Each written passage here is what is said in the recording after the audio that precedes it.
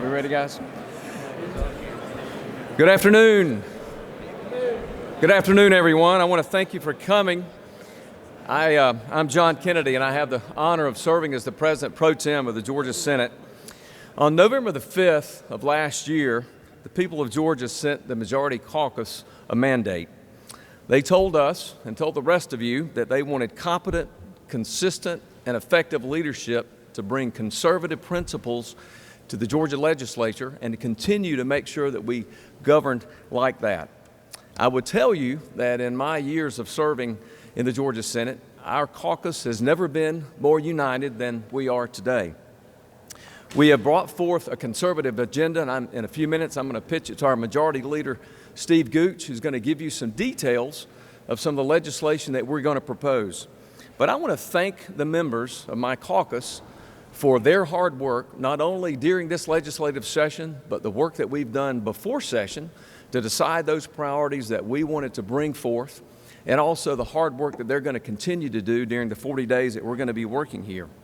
For those of you that are not here but are following along at home, so to speak, if your senator is standing behind me, please know that they are dialed in and laser focused to make sure that they're doing the good, hard work for you and the work for Georgians that we need to continue to maintain good, conservative, and common sense policies.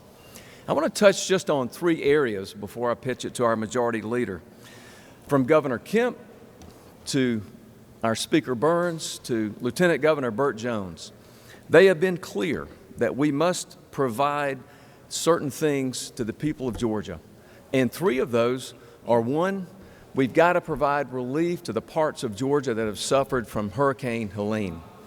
The devastation, if you have not seen it, is significant.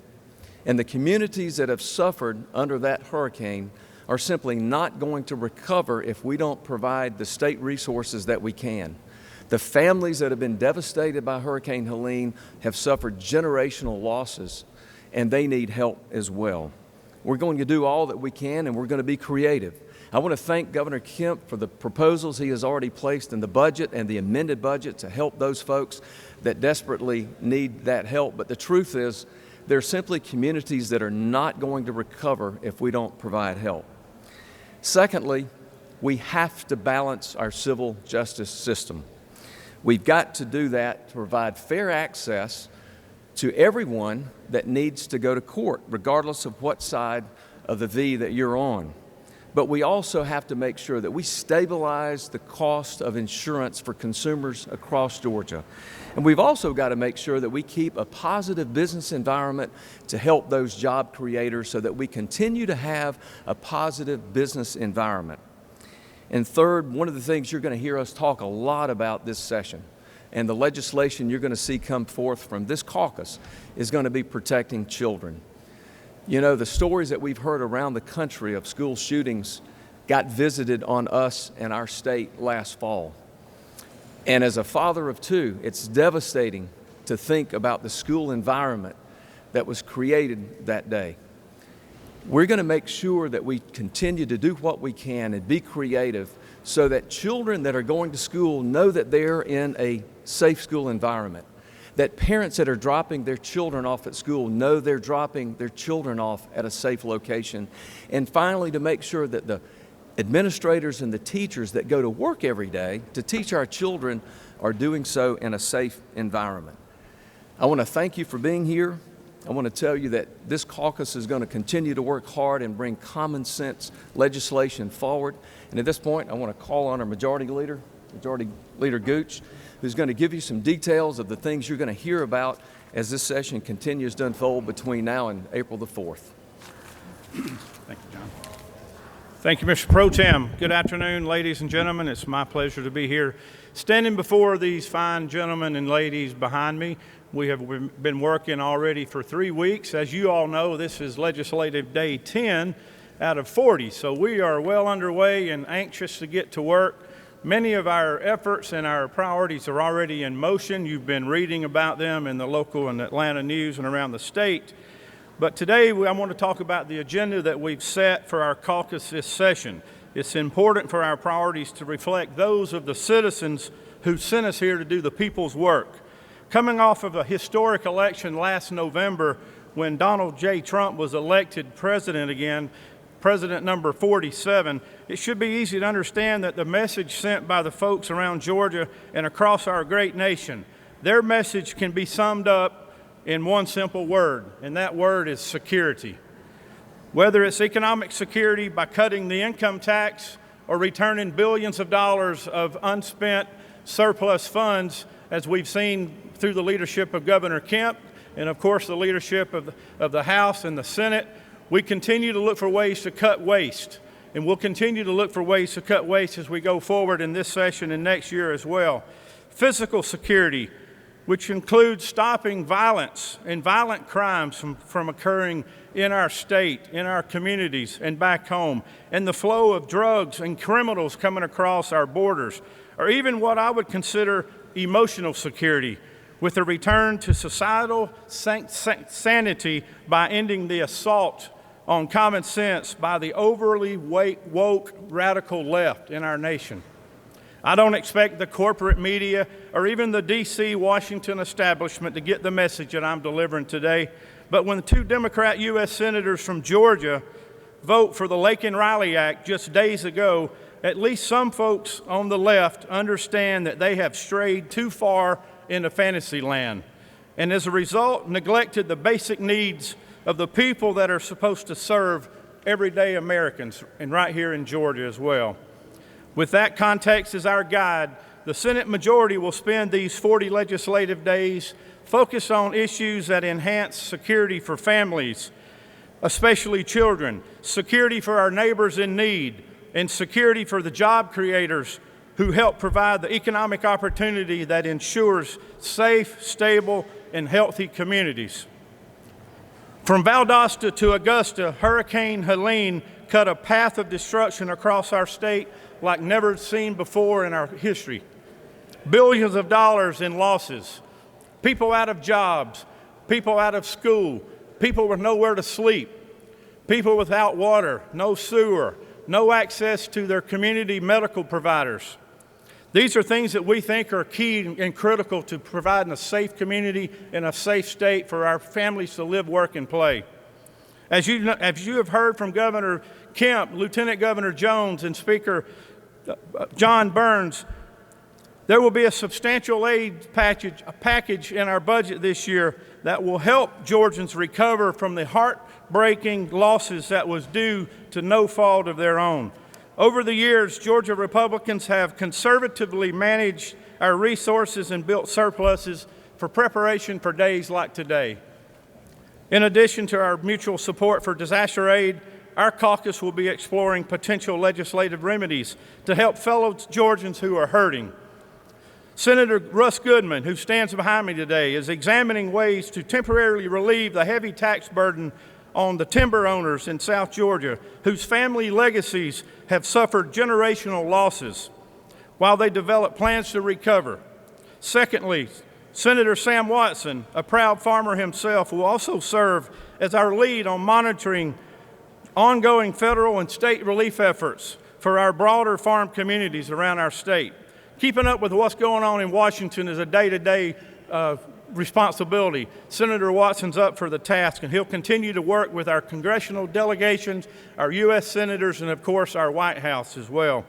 Finally, Senator Larry Walker will be evaluating our consumer protections, including price gouging, to understand how we can better protect everyday Georgians in the aftermath of such disasters.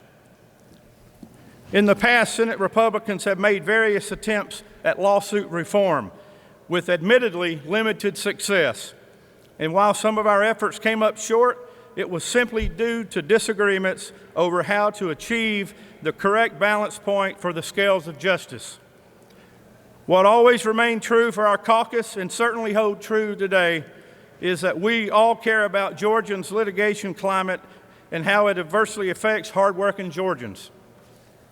Governor Kemp has made this a top priority for this session, and I believe that he has adequately articulated the need for such reform. He has highlighted a hospital in Northeast Georgia forced to close their labor and delivery unit due to workforce challenges and soaring insurance costs. The South Georgia grocer that lost their insurance coverage completely because of frivolous lawsuits were filed and the courts found in favor of the plaintiffs, and countless other small businesses across the state that are just simply unable to afford skyrocketing insurance costs, which we've seen in excess of 25 to 50% in the last 2 to 3 years. As a small business owner himself, Governor Kemp noted, if you can't get insurance, you cannot run a business. And if you can't pay your employees, and nobody can afford to spend years and millions of dollars in the courtroom battling to keep the doors of their small businesses open. As he said, we can't put a Band-Aid on this problem. We've got to fix the root of the issue, and our caucus stands ready to be part of the solution. We stand behind Governor Kemp, Lieutenant Governor Jones, and Speaker John Burns. Most importantly, our caucus is prioritizing the security, whether it's physical, economic, and emotional, of our state's greatest blessing, and that is our children. We will protect them because they cannot protect themselves. Their innocence must be guarded so their futures remain unlimited. There will be another round of robust school safety grants this year. In support of those grants, our caucus has prioritized 2 critical school safety measures. Senator Anna Vitarde's Ricky and Elisa's law would require all Georgia public schools to install mobile panic alarm systems directly linked to emergency responders and state and local law enforcement personnel. The bill also mandates that each local school system procure local mapping data for each public and private schools within its boundaries. It should be noted that Ricky and Alyssa's law is also deeply rooted and personal to 3 of our senators here behind me, Senator Clint Dixon, Senator Calzert, and Senator Frank Ginn, who serves the families of Barrow County that was impacted last year by the tragic shooting at the Appalachian High School in which Coach Richard Ricky William Aspinwall was killed just last September. Additionally, Senator Dixon is invested in another caucus priority as he and Senator Dolezal are working to ensure timely and accurate transfer of documents when a troubled student changes schools from one jurisdiction to the other. Inside those other safe schools, we want our students focused on the skills that set them up for future success in the working world. The number one skill, which is foundational for all learning, is the ability to read and comprehend. That is why Senate Republicans have made literacy a multi-year priority. In past sessions, we have laid the groundwork for improving literacy, but our work has only just begun. With the leadership of our new Senate Education Chairman, Billy Hickman, who stands behind us today, we will continue to build on this solid foundation. Finally, our caucus believes that safety for our children extends beyond the schoolhouse doors and out onto the fields of competition. Security should be a feeling not just reserved for the classroom, but also for the locker room. As mentioned before, Senator Greg Dolezal's Fair and Safe Athletic Opportunities Act is a priority for this caucus. While I understand that there will be similar bills introduced this session in the other chamber, as well as the Senate, this comprehensive legislation bans biological males from participating in women's sports across Georgia, middle school, high school, and college. The time of half measures, exceptions, and workarounds on this issue is over. In closing, our caucus is doing what is hard to do. The primary and essential things that are hard to see amidst the distractions of daily life, things that we all take too often for granted, and we will improve them wherever we can. That's how we will get it done. That's how we're ensuring that we restore a sense of security and a renewed optimism for our neighbors and our children, the teacher and the farmer, job creators and hardworking Georgians. Thank you for coming today. We'll turn this over to you guys now to take a few questions.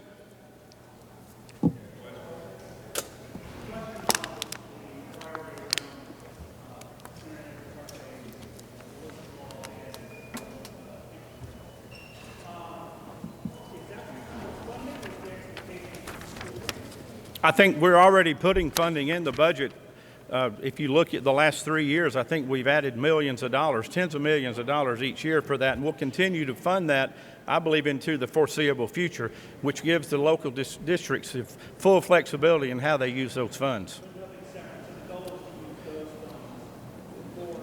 And that'll all be subject to appropriations as we go forward this session. That's right.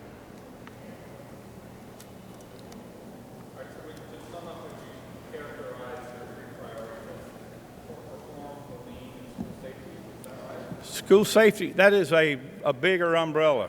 Those are 3 categories with multiple pieces of legislation under those 3 umbrellas.